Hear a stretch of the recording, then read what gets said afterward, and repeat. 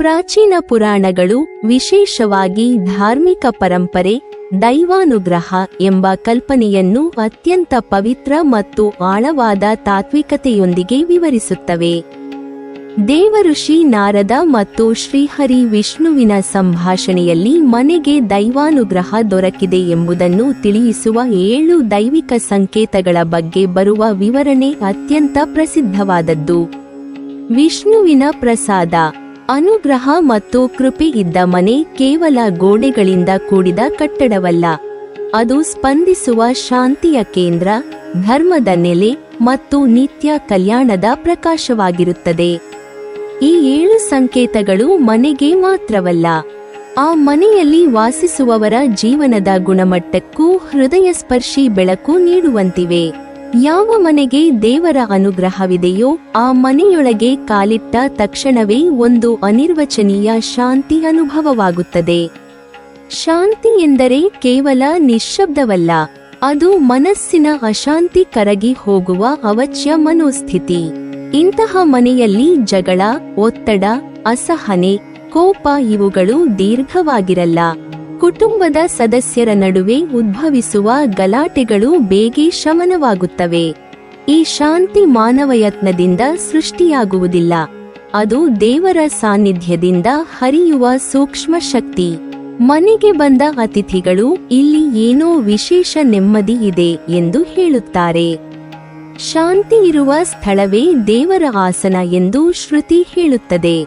ಶ್ರೀಹರಿ ವಿಷ್ಣುವಿನ ಪ್ರಕಾರ ದೈವಾನುಗ್ರಹವಿರುವ ಮನೆಯಲ್ಲಿ ಮೊದಲನೆಯದಾಗಿ ಕಾಣಿಸಿಕೊಳ್ಳುವ ಲಕ್ಷಣವೇ ಶಾಂತಿ. ಇಂತಹ ಮನೆಯಲ್ಲಿ ಅನಾವಶ್ಯಕ ಗದ್ದಲ, ಜಗಳ, ಅಸಹನೆಯ ವಾತಾವರಣ, ಪರಸ್ಪರಕ್ಕೆ ನೋವುಂಟು ಮಾಡುವ ಮಾತುಗಳು ಮೊದಲೇ ಕಡಿಮೆಯಾಗುತ್ತವೆ. ಕುಟುಂಬದ ಸದಸ್ಯರು ಪರಸ್ಪರ ಅರ್ಥೈಸಿಕೊಳ್ಳುತ್ತಾರೆ, ಭಿನ್ನಾಭಿಪ್ರಾಯ ಇದ್ದರೂ ಗಲಾಟೆಗೆ ತಿರುಗುವುದಿಲ್ಲ, ಏಕೆಂದರೆ ವಿಷ್ಣುವಿನ ಕೃಪೆ ಇರುವಲ್ಲಿ ಮನಸ್ಸು ಸ್ವಯಂ ಶಾಂತವಾಗುತ್ತದೆ. ಶಾಂತಿ ಇದ್ದ ಮನೆಗೆ ನಿಜಕ್ಕೂ ದೇವರ ಪಾದಸಾನ್ನಿಧ್ಯವಿರುತ್ತದೆ ಎಂದು ಪುರಾಣಗಳು ಹೇಳುತ್ತವೆ. ಲಕ್ಷ್ಮಿಯ ನಿತ್ಯ ಪ್ರಭಾವ. ಈತನ ಮನೆಗೆ ಲಕ್ಷ್ಮಿಯ ಅನುಗ್ರಹ ಎಂದಿಗೂ ಕಡಿಮೆಯಾಗುವುದಿಲ್ಲ. ಅನ್ನದ ಕೊರತೆ ಇಲ್ಲ, ಖಾಲಿ ಪಾತ್ರೆಗಳ ಹೃದಯ ವ್ಯಥೆ ಇಲ್ಲ. ಎಷ್ಟು ಖರ್ಚಾದರೂ ಮನೆ ಮರುಪೂರ್ತಿಯಾಗುತ್ತದೆ. ಆಹಾರದ ವಿಷಯದಲ್ಲಿ ಸಮೃದ್ಧಿಯು ಕೇವಲ ಹಣದ ಪ್ರತೀಕವಲ್ಲ, ಅದು ದೈವಿ ಜೀರ್ಣಕೋಟಿಯ ಸಂಕೇತ. ಇಂತಹ ಮನೆಯಲ್ಲಿ ಬಂದ ಅತಿಥಿಗಿಂತ ಮೊದಲು ಅಡುಗೆ ಮನೆಯ ದೇವತೆಗಳಾದ ಅನ್ನಪೂರ್ಣೆ ಮತ್ತು ಲಕ್ಷ್ಮಿ ಕಾಣಿಸಿಕೊಳ್ಳುತ್ತಾರೆ ಎಂದು ನಂಬಲಾಗುತ್ತದೆ. ಪ್ರಕೃತಿಯ ಸ್ಪಂದನೆ. ದೈವಾನುಗ್ರಹವಿರುವ ಮನೆಯ ಸುತ್ತಮುತ್ತ ಪ್ರಕೃತಿ ಸ್ವಯಂ ಜೀವಂತವಾಗಿ ಸ್ಪಂದಿಸುತ್ತದೆ. ಹೂವುಗಳು ಅರಳುವುದು, ಸಸ್ಯಗಳು ಹಸಿರುರಾಗುವುದು, ಮನೆಗೆ ಹಕ್ಕಿಗಳು ಬರುವುದು. ವಿಶೇಷವಾಗಿ ತಳಿರು ಎಲೆಗಳು, ಅಕಸ್ಮಾತ್ತಾಗಿ ಅರಿಯುವ ಹೂಗುಚ್ಛಗಳು, ಮನೆಯ ತೋಟದಲ್ಲಿ ಚಿಟ್ಟೆಯ ಓಡಾಟ, ಇವು ಬರೀ ಪ್ರಕೃತಿ ಚಕ್ರಗಳಲ್ಲ, ಅದು ಮನೆಯ ಶಕ್ತಿಯ ದೈವಿಕ ಕಂಪನಕ್ಕೆ ಪ್ರಕೃತಿಯ ಪ್ರತಿಕ್ರಿಯೆ. ಪ್ರಕೃತಿ ದೇವರ ದೇಹವೆಂದು ಪುರಾಣಗಳು ವರ್ಣಿಸಿರುವುದರಿಂದ ಪ್ರಕೃತಿ ಒಲಿಯುವ ಮನೆಯ ಮೇಲೆ ದೇವರ ಕೃಪೆ ನಿತ್ಯವಾಗಿ ಹರಿಯುತ್ತದೆ. ದೈವಿಕ ಸುವಾಸನೆ. ಕೆಲ ಮನೆಗಳಲ್ಲಿ ಇದ್ದಕ್ಕಿದ್ದಂತೆ ಒಂದು ಮಧುರ, ಶುಭ್ರ, ದೈವಿಕ ಸುವಾಸನೆ ಹರಡುತ್ತದೆ. ಅದು ಪರಿಮಳದ ಬಾಟಲಿ ಇಲ್ಲದೆ ಬರುತ್ತದೆ, ಹೂವುಗಳಿಲ್ಲದಿದ್ದರೂ ಬಂದು ಹೋಗುತ್ತದೆ. ಇದನ್ನು ಛಂದೋಬದ್ಧ ಪಠಣಗಳಲ್ಲಿ ದೈವ ಸುಗಂಧ ಎಂದು ಕರೆಯಲಾಗಿದೆ.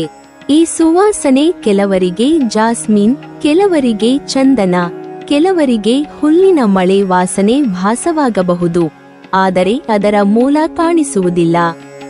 ಇದು ದೇವರ ಸನ್ನಿಧ್ಯ ಮನೆಗೆ ತಾತ್ಕಾಲಿಕವಾಗಿ ಪ್ರವೇಶಿಸುತ್ತಿರುವ ಒಂದು ಅತ್ಯಂತ ಗೂಢ ಸಂಕೇತ. ಇಂತಹ ಮನೆಗಳಲ್ಲಿ ದೇವತೆಗಳ ಆಶೀರ್ವಾದ ಸದಾ ಲಭ್ಯ. ಸಂತೋಷದ ಪ್ರತಿಧ್ವನಿ. ದೈವಾನುಗ್ರಹವಿರುವ ಮನೆಯಲ್ಲಿ ಸಂತೋಷ ಏಕಮಾತ್ರ ಅತಿಥಿಯಂತೆ ನಿತ್ಯ ವಾಸಿಸುತ್ತದೆ. ಎಲ್ಲರ ಜೀವನವೂ ಪರಿಪೂರ್ಣವಾಗಿರದೇ ಇರಬಹುದು, ಕಷ್ಟಗಳು ಬರಬಹುದು, ಆದರೆ ಇಂತಹ ಮನೆಯಲ್ಲಿ ದುಃಖವು ಸ್ಥಿರವಾಗಿರಲು ಧೈರ್ಯಪಡುವುದಿಲ್ಲ. ಬೇಸರವು ಬಂದರೂ ಬೇಗ ಮಾಯವಾಗುತ್ತದೆ. ಮನೆಯ ಗೋಡೆಗಳು ನಗು, ಸಂತೋಷ ಮತ್ತು ಹೃದಯದ ಹಗುರತನವನ್ನು ಪ್ರತಿಧ್ವನಿಸುತ್ತವೆ. ಬಂದವರು ಹೃದಯದಲ್ಲಿ ಉತ್ಸಾಹ ಹೊತ್ತು ಹೋಗುತ್ತಾರೆ. ಮನೆಯ ಮಕ್ಕಳು ಇಲ್ಲಿ ಶಾಂತ ಮನೆದು ವಿನಯ, ಸಹಾನುಭೂತಿ ಮತ್ತು ಪ್ರೀತಿ ಕಲಿಯುತ್ತಾರೆ. ಕುಟುಂಬದ ಜಾಗೃತ, ಚೇತನ ಮತ್ತು ಹೇಮಲತೆಯೊಂದು ಈ ಮನೆಗೆ ನಿತ್ಯ ಬೆಳಕು ನೀಡುತ್ತದೆ. ಆಧ್ಯಾತ್ಮಿಕ ಸೆಳೆತ. ಇಂತಹ ಮನೆಗಳಿಗೆ ಒಂದು ಆಧ್ಯಾತ್ಮಿಕ ಸೆಳೆತ ಇರುತ್ತದೆ. ದೇವರ ಹೆಸರು ಜಪಿಸಲು, ದೀಪ ಹಚ್ಚಲು, ಧ್ಯಾನಕ್ಕೆ ಕುಳಿತುಕೊಳ್ಳಲು ಮನೆಯ ವಾತಾವರಣವೇ ಪ್ರೇರೇಪಿಸುತ್ತದೆ. ಅವಸರ, ಗದ್ದಲ, ಮೂರ್ತಿ ಪೂಜೆ ಅಥವಾ ಕರ್ಮಕಾಂಡಕ್ಕೆ ಅವಶ್ಯವಿಲ್ಲ. ಮನಸ್ಸೇ ದೇವರತ್ತ ಸೆಳೆತ ಹೊಂದುತ್ತದೆ. ಅಕಸ್ಮಾತ್ ಯಾರಿಗಾದರೂ ಜಪ ಮಾಡಬೇಕೆನ್ನಿಸುತ್ತದೆ ಅಥವಾ ಮನಸ್ಸು ಪ್ರಾರ್ಥನೆಯತ್ತ ತಿರುಗುತ್ತದೆ. ಇದು ಅತಿ ಮಹತ್ವದ ಸಂಕೇತ. ಈ ಮನೆಗೆ ದೇವರ ಕೃಪೆ ಕೇವಲ ಅಲಂಕರಿಸುವುದಲ್ಲ, ಆಘ್ರಾಣಿಸಿರುವುದು. ಶುಭ ಶಕುನಗಳು. ದೈವಾನುಗ್ರಹವಿರುವ ಮನೆಯ ಸುತ್ತ ಶುಭ ಶಕುನಗಳು ಕಾಣಿಸಿಕೊಳ್ಳುತ್ತವೆ. ಹಕ್ಕಿಗಳ ಚಿಲಿಪಿಲಿ, ತುರ್ತು ಸಂದರ್ಭಗಳಲ್ಲಿ ಆಗಬೇಕಾದ ಸಹಾಯ ದೊರಕುವುದು, ಉತ್ತಮ ವ್ಯಕ್ತಿಗಳ ಆಗಮನ, ಅನಿರೀಕ್ಷಿತ ಶುಭ ಸುದ್ದಿಗಳು ಇವೆಲ್ಲವೂ ಮನೆಯ ಮೇಲೆ ದೈವಿ ಶಕ್ತಿಯ ಸುರಕ್ಷಾ ನೆರಳು ಇರುವುದರ ಸೂಚನೆ. ಇಂತಹ ಮನೆಗಳಲ್ಲಿ ಕೆಟ್ಟ ಕನಸುಗಳು ಕಡಿಮೆ, ಭಯದ ಅನುಭವಗಳು ದೂರ. ಹೊಸ ಕೆಲಸಗಳು ಸುಲಭವಾಗಿ ಆರಂಭವಾಗುತ್ತವೆ, ಅಡ್ಡಿಗಳು ಶಮನವಾಗುತ್ತವೆ. ಶಕುನವೇ ದೇವರ ಭಾಷೆ ಎಂದು ಪುರಾಣಗಳು ಹೇಳುತ್ತವೆ. ರಕ್ಷಾ ಕವಚ, ದ ಅನುಭೂತಿ. ಇದು ಅತ್ಯಂತ ಸೂಕ್ಷ್ಮ ಆದರೆ ಅತ್ಯಂತ ಬಲವಾದ ಸಂಕೇತ. ಈ ಮನೆಗೆ ಬಂದವರು ಇಲ್ಲಿ ಏನೋ ರಕ್ಷಣೆಯ ವಾತಾವರಣ ಇದೆ ಎಂದು ಅನುಭವಿಸುತ್ತಾರೆ. ಆ ಮನೆಯ ಸುತ್ತಮುತ್ತ ಕಾಣದ ರಕ್ಷಾ ವಲಯ, ದೈವಿಕ ಕವಚ ಒಂದು ನಿರ್ಮಿತವಾಗಿದೆ. ಕೆಟ್ಟ ಶಕ್ತಿಗಳು. ಕಳವಳದ ನೆಗೆಟಿವ್ ವೈಬ್ಸ್, ಅಪಶಕುನಗಳು ಈ ಮನೆಗೆ ಪ್ರವೇಶಿಸಲಾರವು.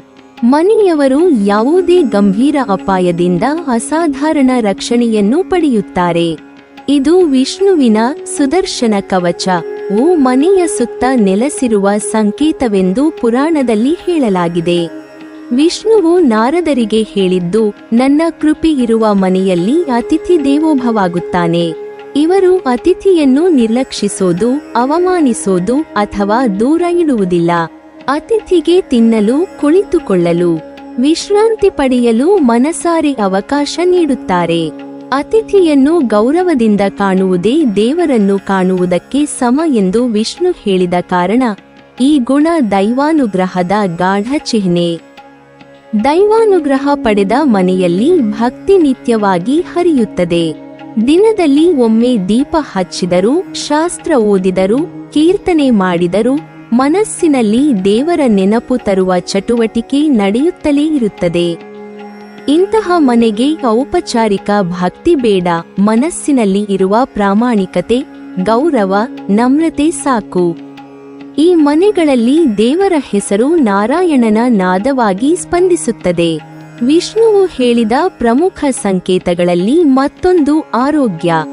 ದೈವಾನುಗ್ರಹವಿರುವ ಮನೆಯಲ್ಲಿ ಅನಾವಶ್ಯಕ ರೋಗಗಳು, ದೀರ್ಘಕಾಲದ ಪೀಡೆಗಳು, ನಿಗದಿಪಡಿಸಲಾಗದ ನೋವುಗಳು ಕಡಿಮೆ. ಇಂತಹ ಮನೆಯಲ್ಲಿ ದೇಹ, ಮನಸ್ಸು ಮತ್ತು ಆಧ್ಯಾತ್ಮಿಕ ಎನರ್ಜಿ ಮೂರುಗಳು ಸಮತೋಲನದಲ್ಲಿರುತ್ತವೆ.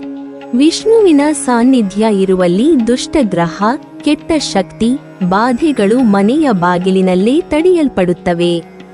ಒಂದು ಮನೆಯಲ್ಲಿ ಸಂಬಂಧಗಳು ಜೋಡಣೆ ಹೊಂದಿರುವ ರೀತಿಯೇ ದೈವಾನುಗ್ರಹದ ನಿಜವಾದ ಗುರುತು. ವಿಷ್ಣುವಿನ ಪ್ರಕಾರ, ನನ್ನ ಅನುಗ್ರಹವಿರುವ ಮನೆಗಳಲ್ಲಿ ಸಂಬಂಧಗಳು ಕೇವಲ ರಕ್ತ ಸಂಬಂಧದಿಂದ ಅಲ್ಲ, ಹೃದಯ ಸಂಬಂಧದಿಂದ ಗಟ್ಟಿಯಾಗಿರುತ್ತವೆ. ಪೋಷಕರಿಗೆ ಗೌರವ, ಮಕ್ಕಳಿಗೆ ಸೌಮ್ಯ ಸಂವರ್ತನೆ, ದಂಪತಿಗಳ ನಡುವೆ ವಿಶ್ವಾಸ ಇವೆಲ್ಲವೂ ದೇವರ ಆಶೀರ್ವಾದವಿಲ್ಲದೆ ಸಾಧ್ಯವಿಲ್ಲ. ಜಗಳ ಬಂದರೂ ಅದು ದಿನಗಳವರೆಗೆ ಮುಂದುವರಿಯುವುದಿಲ್ಲ. ಮನಸ್ಸು ಕ್ಷಮೆಯತ್ತ ವಾಲುತ್ತದೆ. ವಿಷ್ಣುವಿನ ಕೊನೆಯ ಮತ್ತು ಅತ್ಯಂತ ಸೂಕ್ಷ್ಮ ಸಂಗತಿ ದೈವಶಕ್ತಿಯ ಸ್ಪಂದನ. ಇಂತಹ ಮನೆಗೆ ಪ್ರವೇಶಿಸುವವರು ಏನೋ ವಿಶಿಷ್ಟ ಶಾಂತಿ ಇದೆ ಎಂದು ಹೇಳುತ್ತಾರೆ. ಮನೆಯಲ್ಲಿ ಮಣ್ಣು, ಗಾಳಿ, ವಾತಾವರಣವೇ ಬೇರೆ ರೀತಿಯಲ್ಲಿ ಅನುಭವವಾಗುತ್ತದೆ. ಮನೆ ಮೇಲೆ ಕಣ್ಣೆದುರು ಕಾಣದ ರಕ್ಷಣಾ ವಲಯವೊಂದು ಇರುವಂತೆ ಭಾಸವಾಗುತ್ತದೆ. ಮನೆಯ ಗೋಡೆಗಳು ಜಪದ ಪ್ರತಿಧ್ವನಿ ಹೊತ್ತಿರುವಂತೆ, ಆಘಾತಗಳು ಬಾಗಿಲಿನ ಹೊರಗೆ ನಿಂತಿರುವಂತೆ ಕಾಣುತ್ತದೆ. ಇದನ್ನು ನಾರದರು ವಿಷ್ಣುವಿನ ನಿಗೂಢ ಮಂಗಳ ಚಕ್ರದ ರಕ್ಷಾ ಕವಚ ಎಂದು ವರ್ಣಿಸಿದ್ದಾರೆ. ಈ ದೈವಿಕ ಸಂಕೇತಗಳು ಕಾಣಿಸಿಕೊಳ್ಳುತ್ತಿರುವ ಮನೆ ನಿಜವಾಗಿ ದೇವರ ಕೃಪಾ ದರ್ಶನ ಪಡೆದ ಪವಿತ್ರ ಕ್ಷೇತ್ರ. ಇಂತಹ ಮನೆಗಳಲ್ಲಿ ವಾಸಿಸುವವರು ಕೇವಲ ಮಾನವರಲ್ಲ, ಅವರು ದೈವಿ ಆಶೀರ್ವಾದದ ನಿಯತ ಸ್ವೀಕರಿಗಳು. ಅವರ ಜೀವನದಲ್ಲಿ ಶಾಂತಿ, ಸಮೃದ್ಧಿ, ಭಕ್ತಿ, ಆರೋಗ್ಯ ಮತ್ತು ನೈತಿಕತೆ ಅನಿವಾರ್ಯವಾಗಿ ಬೆಳೆಯುತ್ತವೆ. ನಿಮ್ಮ ಮನೆಯಲ್ಲಿ ಈ ಸಂಕೇತಗಳಲ್ಲಿ ಯಾವುದಾದರೂ ಅನುಭವವಾಗುತ್ತಿದ್ದರೆ ಅದೇ ನಿಮ್ಮ ಮನೆಯ ಮೇಲಿನ ದೈವಾನುಗ್ರಹದ ಸ್ಪಷ್ಟ ಗುರುತು. ನೀವಿನ್ನೂ ನಮ್ಮ ಚಾನೆಲ್ ಅನ್ನು ಸಬ್ಸ್ಕ್ರೈಬ್ ಮಾಡಿಲ್ವಾ? ಹಾಗಾದರೆ ಈ ಕೂಡಲೇ ನಮ್ಮ ಇಂದ್ರಜಾಲ ಚಾನೆಲ್ ಅನ್ನು ಸಬ್ಸ್ಕ್ರೈಬ್ ಮಾಡಿ ಮತ್ತು ಪಕ್ಕದಲ್ಲಿರುವ ಬೆಲ್ ಐಕಾನ್ ಅನ್ನು ಕ್ಲಿಕ್ ಮಾಡಿದರೆ ನಮ್ಮ ಹೊಸ ವಿಡಿಯೋಗಳನ್ನು ನೀವು ನೋಡಬಹುದು.